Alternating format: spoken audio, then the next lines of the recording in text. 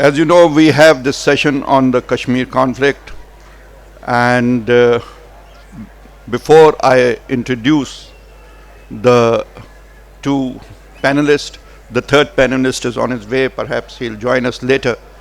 Uh, Let me first say that while there are many a times in the Pakistani newspapers and in the Pakistani civil society and political area circles, we mourn when people are killed in Kashmir. But there is a spate of sectarian killings which are going on in the country.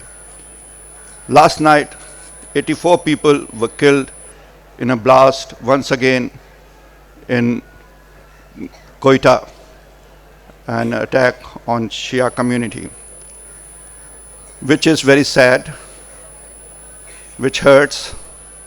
As somebody said, when the whole country is burning, you people are having a literature festival. So my answer to them was that we are having it because we have to tell the message and give the message to the terrorists that you cannot suppress us, and we will continue talking and raising voice against this ruthless sectarianism or any kind of killings which are happening in the country against terrorism. So may I request all the guests, if not, we can't do right now much, to observe 1 minute silence in memory of the people who were killed yesterday in the sectarian violence, or maybe in sectarian and other terrorism violence in the last so many years.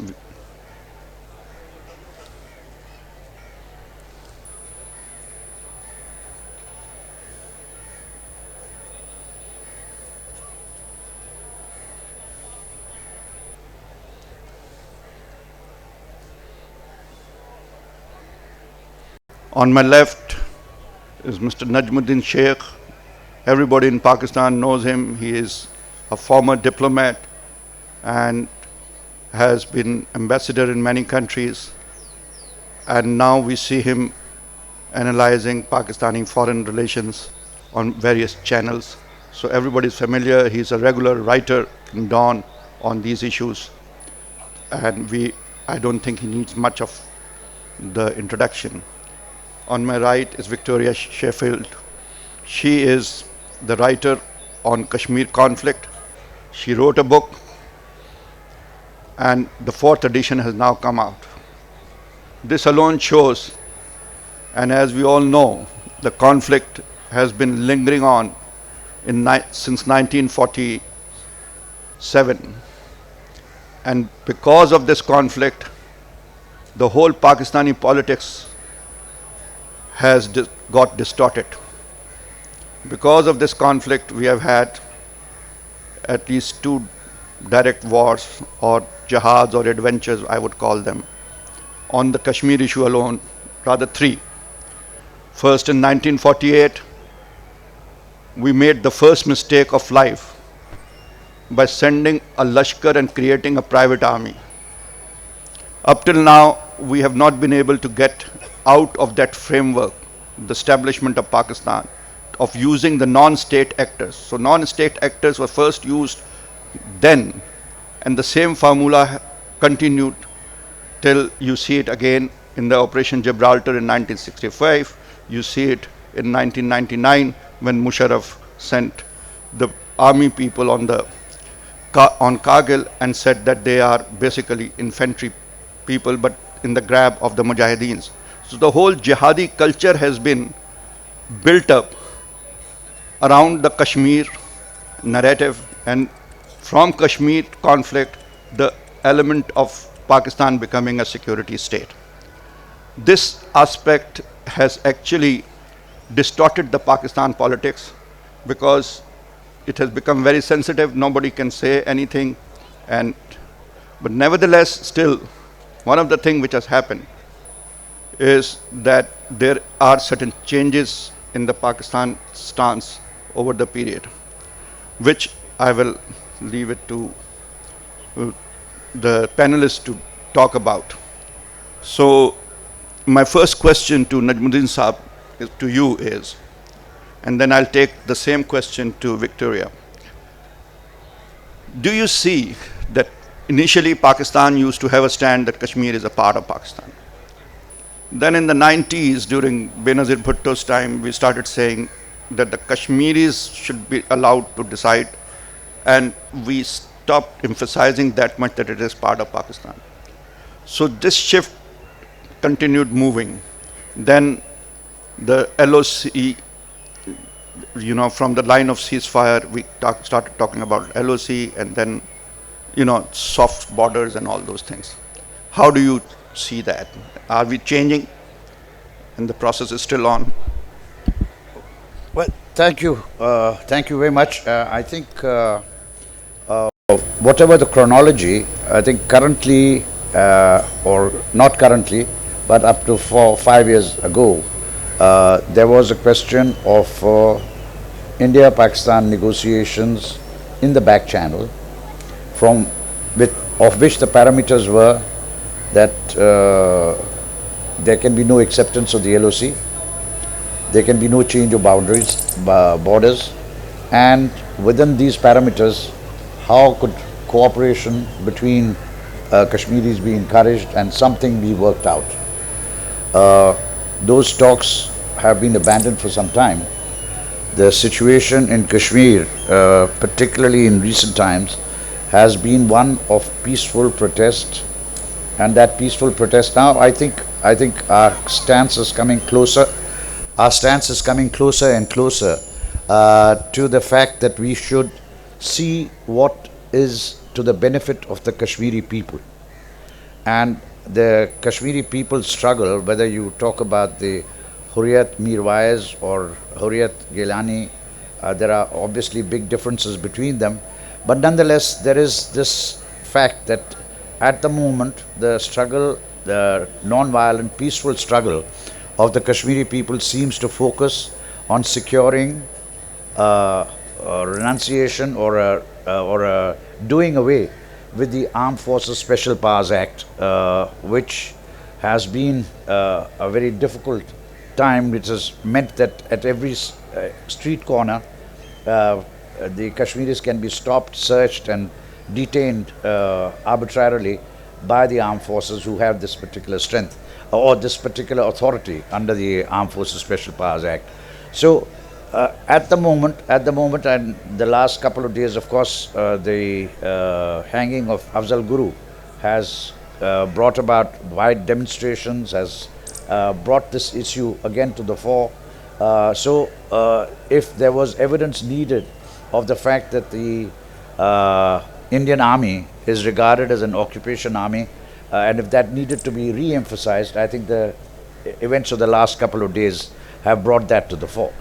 But in terms of the Pakistani position, I think it will be some time before, given the political climate in both countries, it will be some time before there can be a substantive resumption of the dialogue, the back channel dialogue that was taking place, and that may end up by being what it should be, bringing benefit and bringing relief to the Kashmiri people who, according to some figures, have lost more than 100,000 lives, and with thousands others who are missing or have been interrogated and brutally tortured, etc. Now, something that can bring an end to that is something that is required, and something that the Kashmiris are struggling for peacefully right now.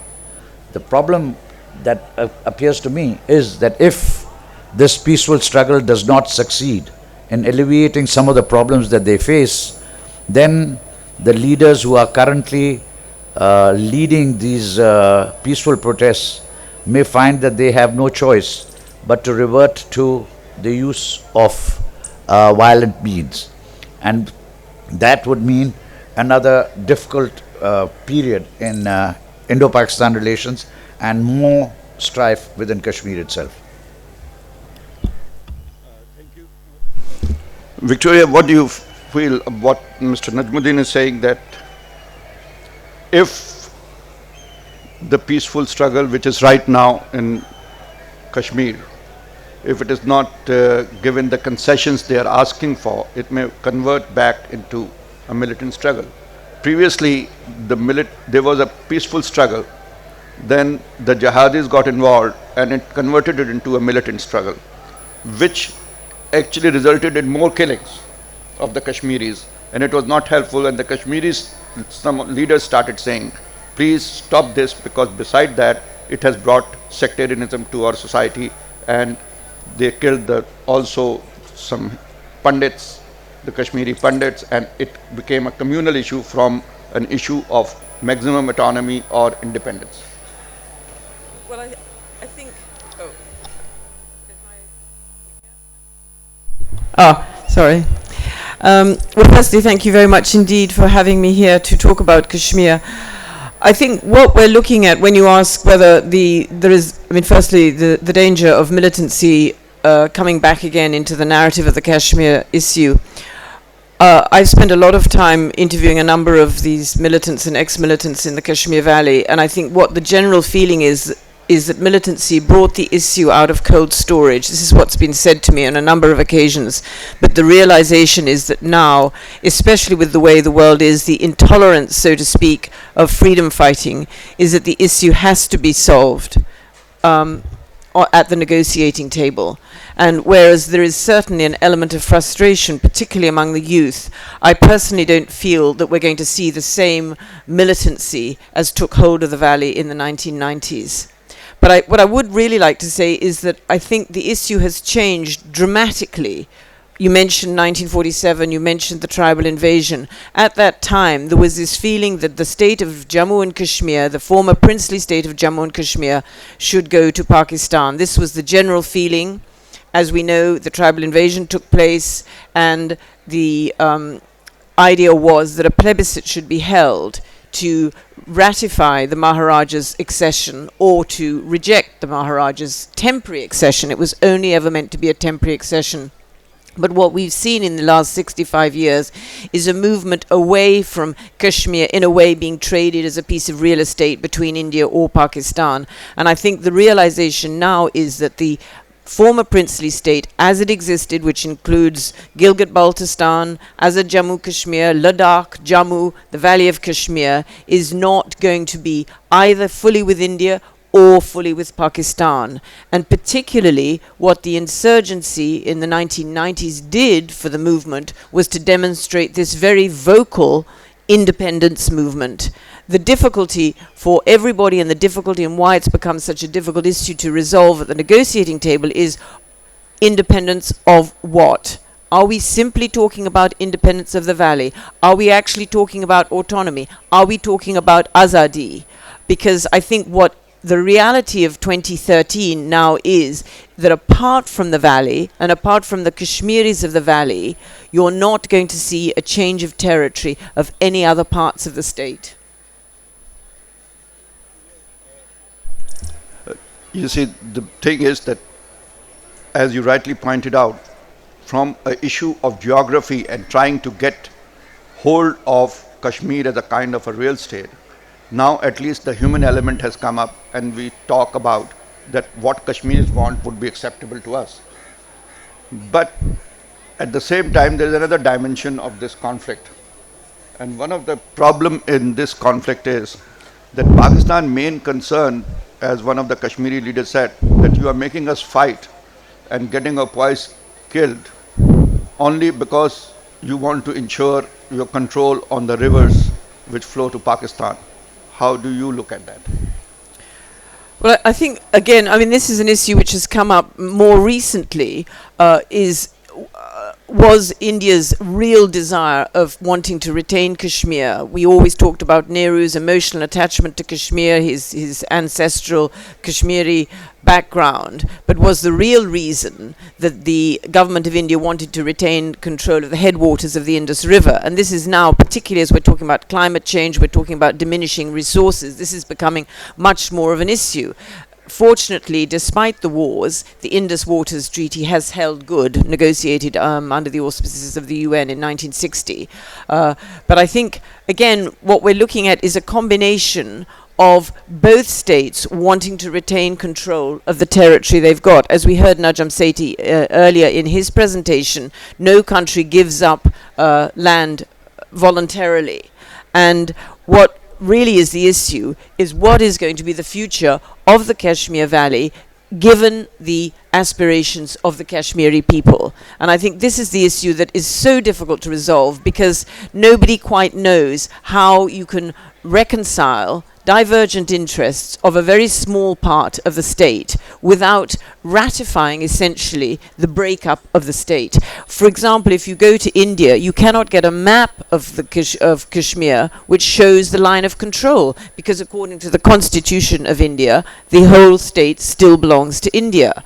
As we know, President Musharraf enunciated it, but it's been the policy of successive Pakistani governments, is that the line of control is unacceptable. So amidst these varying viewpoints, where is there a peaceful resolution for the Kashmiri people? And this is a thorny issue which we're trying to address, but every time there's a breakdown in relationship between India and Pakistan, the Kashmir issue gets put on the back border and on the back burner, and every time it's put on the back burner, you have a continuing low-level insurgency and you have continuing deaths. And I think, having visited the Valley of Kashmir myself, having visited the graveyards of the martyrs, which now incidentally is over 100,000 on a conservative estimate, while the issue is not being resolved and it's continuing on and on, you have continual deaths, and this is what we want to prevent. Not to mention the disappearances and the widows, because these widows who've got the disappeared husbands can't remarry, and the livelihood is very difficult. Sheikh Sahib, what do you think on this water issue basically which we have, and which our strategists keep on telling us that it's very important to resolve that? 1960s water treaty did resolve it, but then the issue of building many dams on the rivers came up, and now this issue is hyped up in Pakistan by certain lobbies who don't want to have a good relations with India, and maybe out of their own perception, their legitimate concerns that eventually, because of this dam, Pakistan will get less water. Well, I think what we need to do is to carry out a non-partisan evaluation of exactly what is possible and what threat that offers to the free flow of water that belongs to Pakistan under the Indus Waters Treaty, how far that can be interfered with.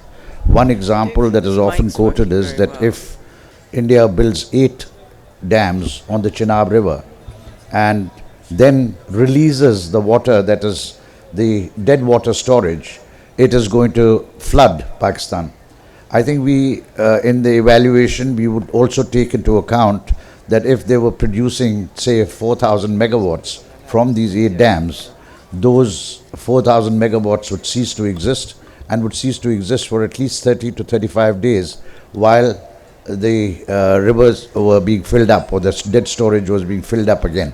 So I think we need to do a much more cautious evaluation so that we know exactly what are the risks involved. And above all, I think we should be clear that the Indus Waters Treaty is relatively unique. No other 2 countries, no lower riparian, has been able to get the sort of safeguards that are built into the Indus Waters Treaty. If we need change, and I'm moving beyond your question, if we need change in the Indus Waters Treaty, we need it to ensure that there is watershed management of the type that is required. Obviously, our interest in the watershed management is greater than that of India, because India is not as overwhelmingly dependent on the Indus water system as we are. But for the moment, that watershed is not in our control. And that is perhaps one reason why we should be concerned, particularly with climate change and what that will mean for the continuous flow. Let me say that at the moment, what I have been able to see with regard to water flows, there has been no particular diminution in our water flows. Water availability per capita has declined, but that has not declined because there is less water. It's merely that your population has grown. And I think we should also bear in mind that of the water that we use, 5% is for human consumption. The rest is for agriculture. So we should have a reasonable idea of what exactly is involved. So what does the dams, construction of dams mean? If those dams are used to your disadvantage, what is the disadvantage that India would suffer? And is it in India's interest to create that particular situation, or is it not? And then we can move on from there to look at this particular issue.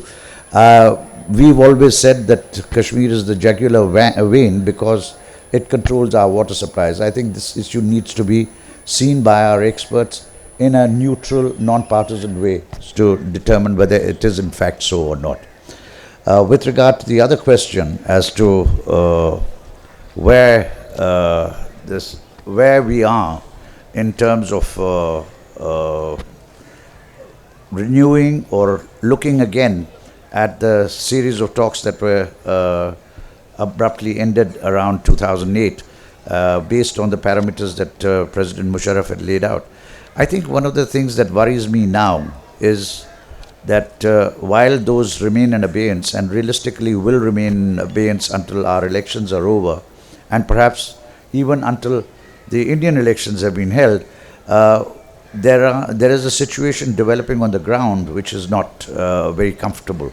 The incidents that have happened on the line of control are rather a break in terms of the amount of publicity attached, are a break from what was the position from 2004 when the ceasefire came into effect.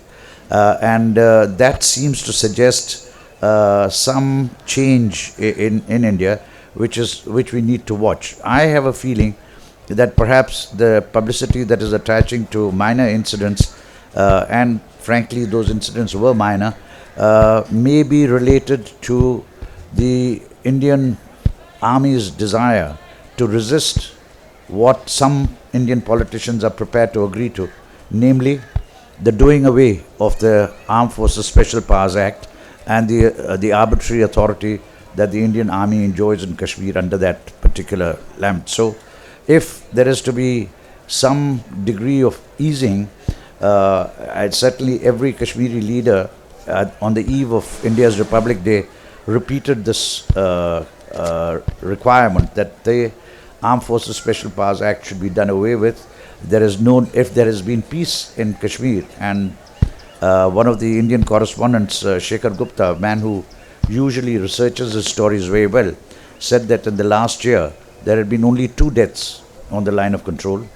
There had been only minor incidents within Kashmir itself. And now the Kashmiris have seized upon this and said, given this situation, given the fact that peace prevails in Kashmir, why can't the Armed Forces Special Powers Act be rescinded? And I think the Army's response is, no, we are having incidents on the line of control and we can't do it.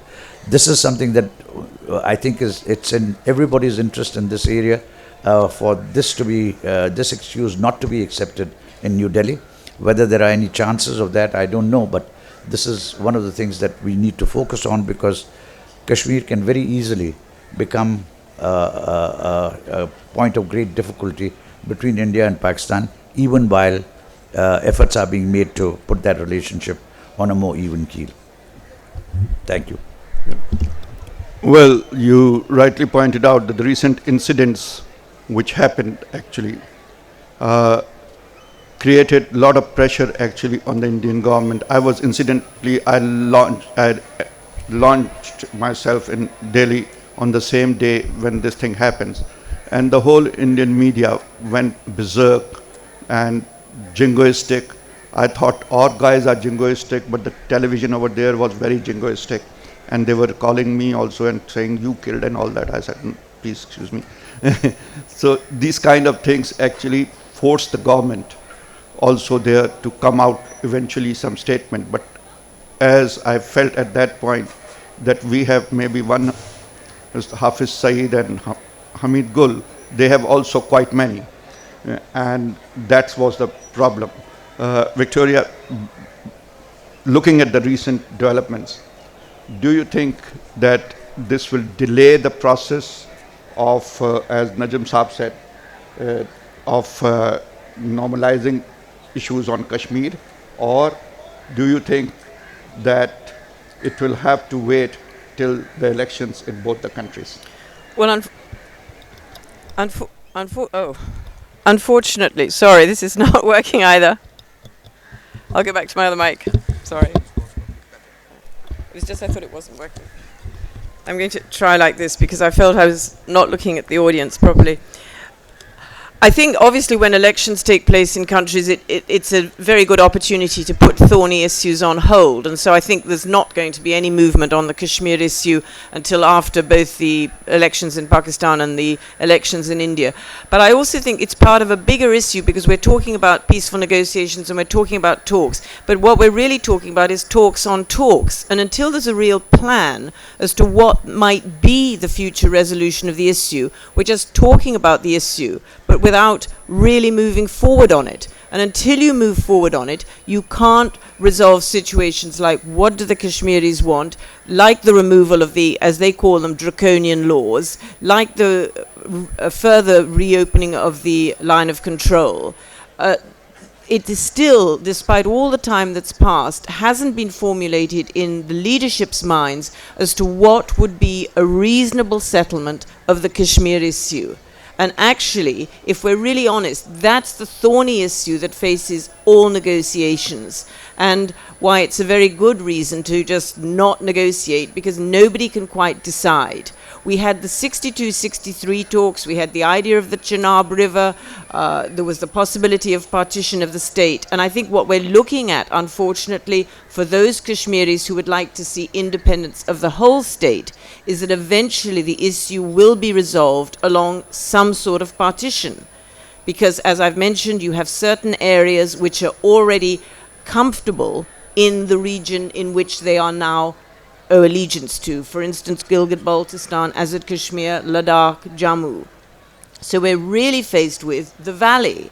But as I say, we talk around the issue without really looking at the end game. And I think until there are politicians on both sides of the border bold enough to look at the end game, we're going to continue to talk about the Kashmir issue and stumble from one set of talks to the other with interruptions, whether it's a military interruption because there's a firing on the line of control, or it's a political interruption because there've got to be elections. I think with this I will open the floor for questions from the audience. Let me get the first question from here. Please, the gentleman in the suit.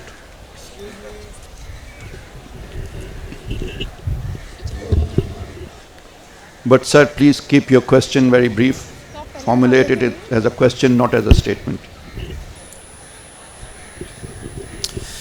When it comes to Kashmir, we all know that India is a major stakeholder, and you all discussed that countries or states don't allow separation that easily. So when it comes to the separation of Kashmir or any settlement of the Kashmir, don't you think that India doesn't have any incentive other than the status quo? Because separation can only be possible with either militant movement or international pressure, which forces those countries to allow that kind of separation. When it comes to India, they have withstood 3 wars, Kargil, proxy wars, everything. It didn't make any difference to them. And when it comes to international pressure also, we don't see any international pressure on them, despite all those resolutions passed in United Nations for the plebiscite. It doesn't abide them to conduct plebiscite really. So on what basis we can see that India is going to settle for anything? Even when you talk about the armed forces, special rights being doing away, they don't do it for the sake of making any settlement. I think we got your question actually. Sheikh Saab, actually the question is whether you got it. Okay, so can you please comment? You're right in the sense that India has possession of a part of Kashmir, and it's not quite the same thing as was being discussed by Mr. Sethi this morning about separation or secession not being tolerated, because the fact of the matter is that from the perspective of the world, still Kashmir is a disputed territory. It's not an integral part of India. That is the Indian claim. The world has not yet accepted this Whether the world is moving closer to accepting it or not is another matter. But currently, the situation is that the UN resolutions are alive and well. They have not been nullified. But the reality today, and we're talking about the reality rather than the legal position or the moral position, the reality is exactly as you stated it, that does India have any particular incentive? First, I think the Indians are painfully aware of the fact that they are regarded as alien occupants in Kashmir. Second, Kashmir continues to present a fairly heavy burden financially. Third, third is not an argument for, it's an argument against, that we've taken whatever the costs have been in terms of the alienation of the Kashmiri people, or in terms of the costs that have been incurred over the last so many years, and we can continue to sustain those.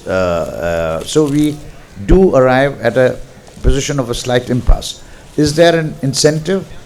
Perhaps there is, that Kashmir continues to remain an issue that keeps this region from being as peaceful and as close together in regional cooperation as it could be. Do we need to find a solution?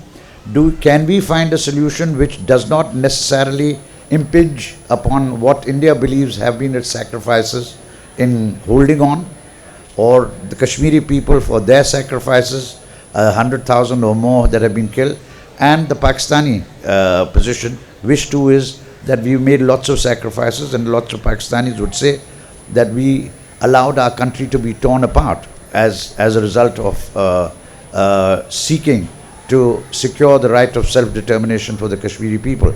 So there are these aspects that have to be looked at, and then to find a solution which satisfies the three parties not in full measure, but in some measure. The full satisfaction for any of the three, realistically, no matter what the moral position, no matter what the legal position, does not appear to be on the horizon. And therefore, how do we arrive at this solution which satisfies nobody in full, but which leaves nobody so dissatisfied as to ignore it altogether? That is the conundrum with which you are faced, and which you were seeking to try and resolve through the negotiations that were being attempted in the back channel. Perhaps we will be able to resume those and come to some solution. In the meanwhile, what I apprehend is really that in the meanwhile, if things go badly in Kashmir, then whatever efforts are made between India and Pakistan will suffer and will therefore create new areas of tension, where because of the 2004 ceasefire, those tensions had been abated. So that is my concern. I think that being realistic, I don't expect those back channel negotiations to be started very quickly. And in that interim period, I think it might be worthwhile, even from the Indian perspective, to try and reduce the measure of alienation by taking away the Armed Forces Special Powers Act, because that, as far as one can see from reporting from Kashmir, has become a great, not just irritant, but a great discomfort and a great embarrassment for the Kashmiri people. Thank you. Victoria, can I take this question to you in another form? With the coalition's government destined to be in India and Pakistan in the future, which are weaker to take any bold decision, and also on the both sides, there is a people who live on the war economy and they are co-evolutionists of the army and all that. Is it possible to find a win-win situation between the three parties? Well, I think it's a very difficult question, obviously. In fact, if you had, I'm sorry, I'm not doing very well with my mic today.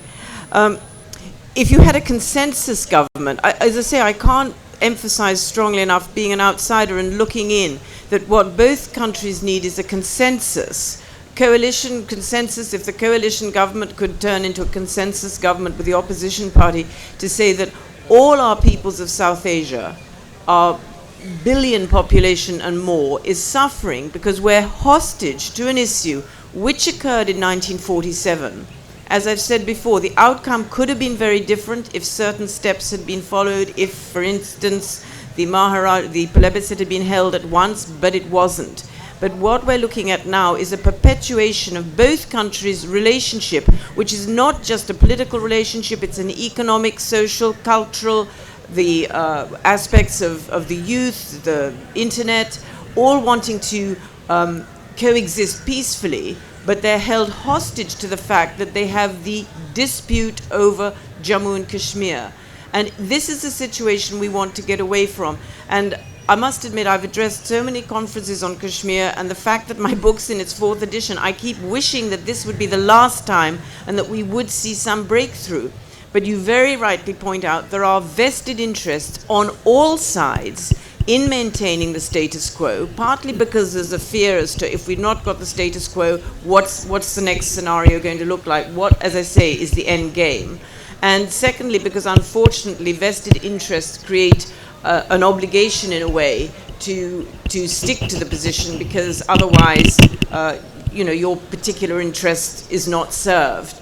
But for real humanitarian clarity of the issue, you've got to say that what are we actually arguing about? We're arguing about the valley.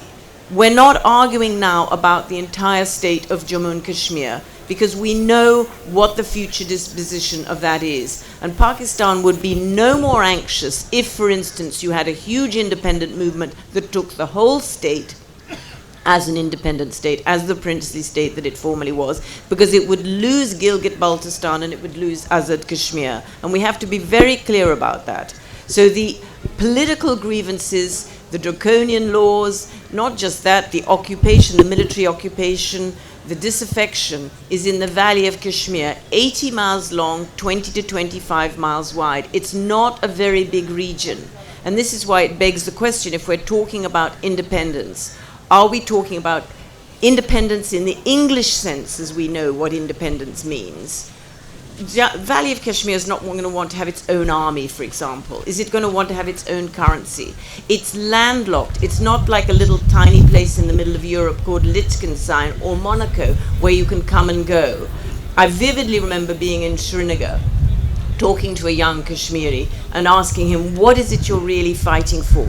And it was Azadi, independence. And I was playing slightly the devil's advocate, as a good journalist should, and I said, what do you mean by independence? Independence of the whole state, because then that's a very big issue, or independence of the valley? He said, oh, independence of the valley would be fine. I then said, well, it's very cold in Srinagar in the valley in the winter. What would you do in the winter? He said, oh, well, I'll go to my house in Jammu. So I'm trying to demonstrate, and I think sometimes we go round in circles talking about self-determination, but we don't want to reach what we mean by that. So are we talking about autonomy? Unfortunately, the word autonomy has been trashed because of what happened in 1953. So we have to find a new word. Are we talking about self-governance? Are we talking about Azadi, freedom? Freedom as Kashmiris, fiercely proud people, both Hindus and Muslims, Kashmiri speaking. Are we talking about the cultural aspect of the Kashmir Valley that wants independence, that wants self-government, that wants to run its own show and not be set upon by the government of India, not have Indian troops occupying? And I totally take Sheikh Saib's point. It's very demoralizing. I took my family and 3 children up to Srinagar, to the valley in 2005, and as outsiders, they were appalled at soldiers on every street corner. It's very demoralizing to lead your life constantly with checkpoints and searches and be supposedly thought of as being a militant. But it really requires this vision for the leadership, because ultimately the answer does lie in talks between the governments of India and Pakistan with a representative voice from Kashmir as how are we going to resolve this, because otherwise our peoples are held hostage. We have huge arms arsenals. Why do we need huge arms arsenals? Why are we fighting each other? Because the Valley of Kashmir issue is unresolved? The question from the lady here. Yeah. Thank you. Can you hear? Yeah. Just to give a tiny bit of context for my question, I actually have a business that is partially based in Srinagar and spend a fair amount of time there. And your description, Victoria, of the disaffection is just, it's so profound. And what I see happening is this building sense of fatigue. So people want this to be over. They don't want to be fighting. But they're so angry because this is a formerly very wealthy, comfortable place, and the economic livelihood has been destroyed. And so you have young men and young women, but particularly young men who can't get jobs, whose family had businesses and so on, and they're pissed off. So that's the backdrop. What I see, because my business is run through India, is that the Indians, intelligent, educated, news-consuming Indians, actually don't have any knowledge of what's going on up there. There's not a formal embargo, but really there's not good information. And the Indian colleagues of mine that I've basically forced to come up there with me have been appalled at what they actually saw. They had no idea of the fear and the cold hostility of this occupation. So Victoria, can you kind of talk a little bit about why this embargo exists and this disconnect exists between the Indian people? Because I think if the Indian people had more actual knowledge, there might be more pressure. Well, I think it stems originally from the fact that the narrative was created in 1947 that Kashmir was a part of India. And as I said, let's not talk about the bit that, was, as they call it, occupied by Pakistan. I mean, let's focus again on the valley. And consequently, any movement of insurgency was a treasonable activity. And the media has been very carefully muzzled. What you do find, actually, are some very courageous journalists in Kashmir. But again, they've got to tailor what they say. So news only filters out. Plus, India is a very big place, and south of Delhi, nobody cares about Kashmir. They're not interested. And they also don't see any difference in the fact that the Kashmiris have just got to get along with it. But of course, it's hidden. The same way what's going on in Assam is totally hidden. Nobody's got any idea because nobody can go and report in Assam. Obviously any government that is dealing with an insurgency, quote, doesn't want it blasted headlines in the media.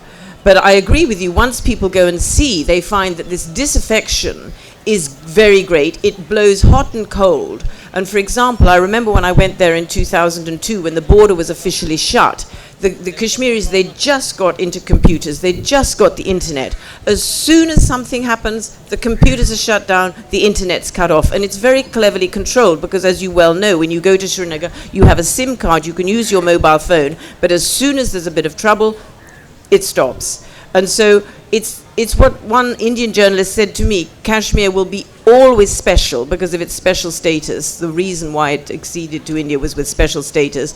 It'll always be suspect. And this is somehow in the Indian government mentality. It's certainly not in the Indian people's mentality. And I've also been very impressed by a number of Indians I've met when they hear about Kashmir, or they've read my book, or they talk to me and they say, you've been up in the valley, how is the situation? And now there are a number of courageous Kashmiri writers, for instance, Basharat Pir, Mirza Wahid, who are writing about the situation. But as I say, where I feel a sense of urgency is that people do take up the gun, and going back to the original question, out of frustration. And this is certainly what happened in the 1989-1990 period. We'd had the rigged elections, now acknowledged to have been rigged in 1987.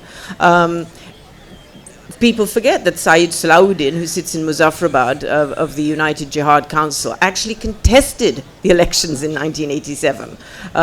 So did Abdul Ghani Lone. A number of people contested those elections, but they felt so frustrated they took up the gun.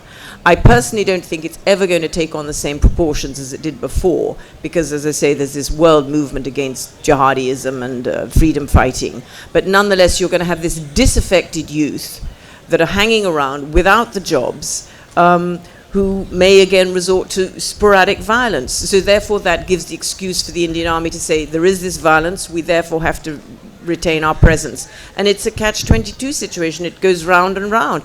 Take the stone throwing. 2 years ago, you had the young boys throwing stones. You then had a police reaction. You then had some dead martyrs. You then had a big funeral. You had more stone throwing.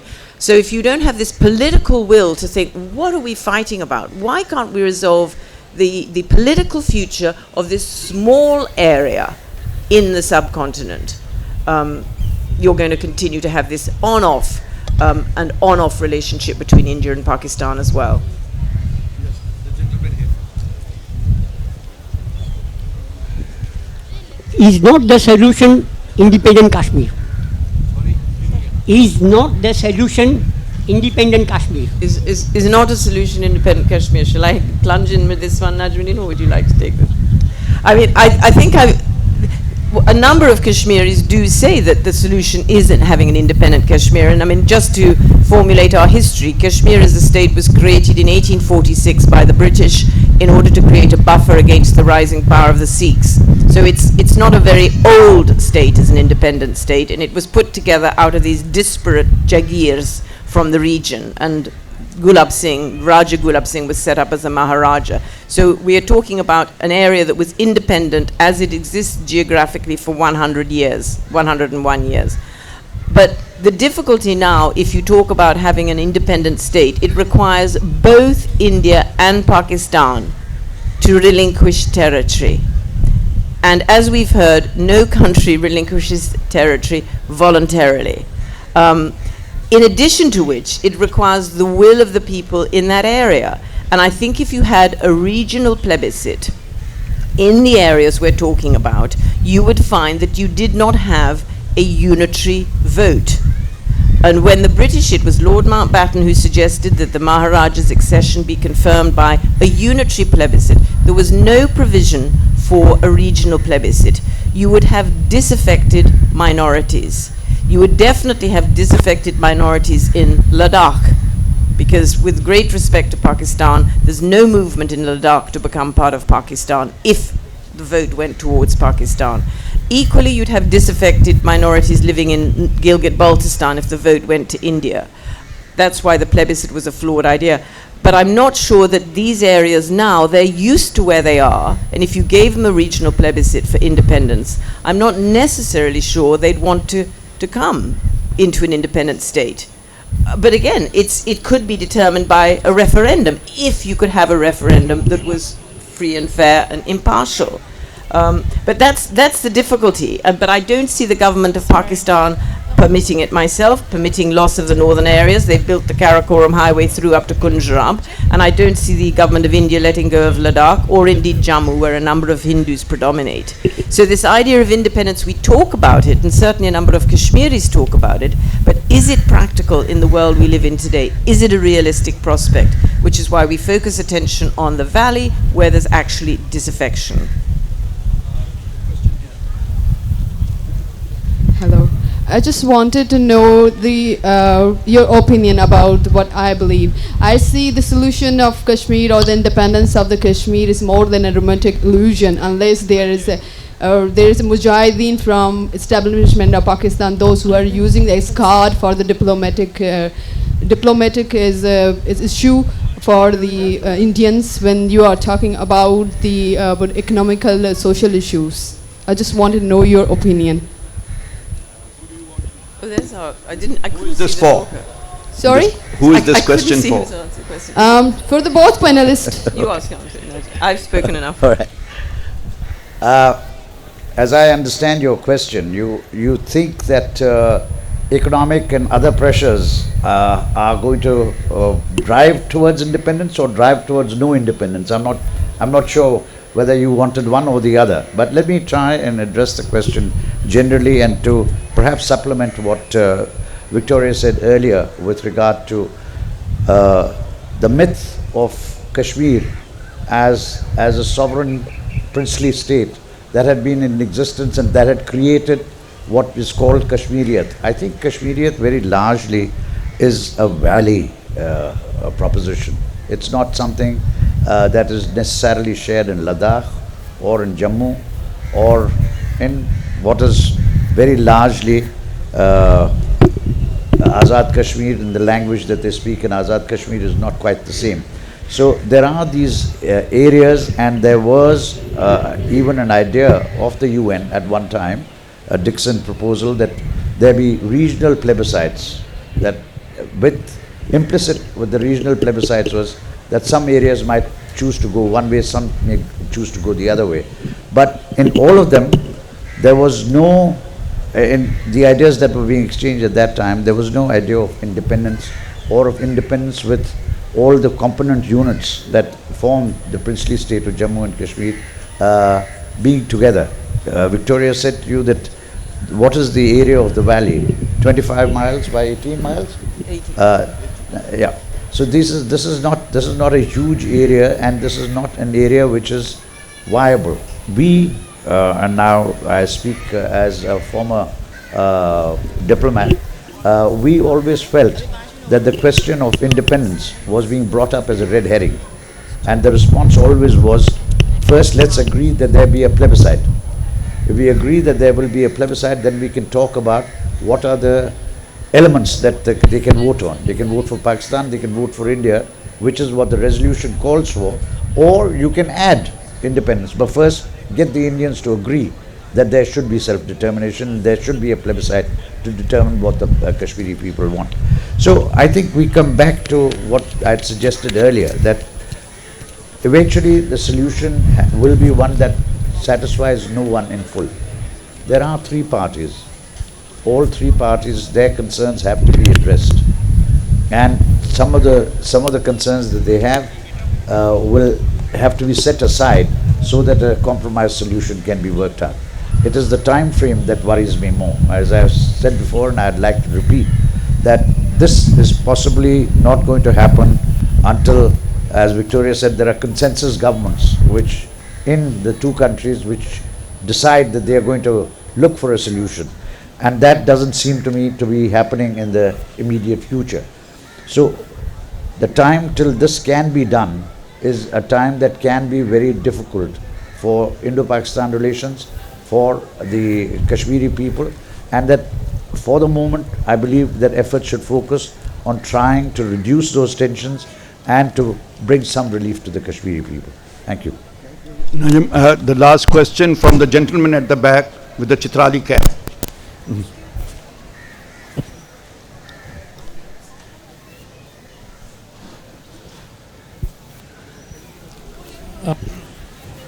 Thank the Chitrali cap and the Kashmiri shawl, incidentally.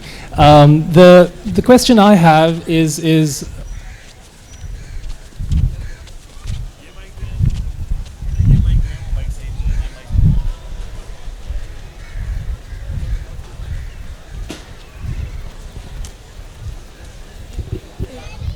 the 25 square miles of the valley, because I don't think that Hazrat Bal is by analogy like the Dome of the Rock.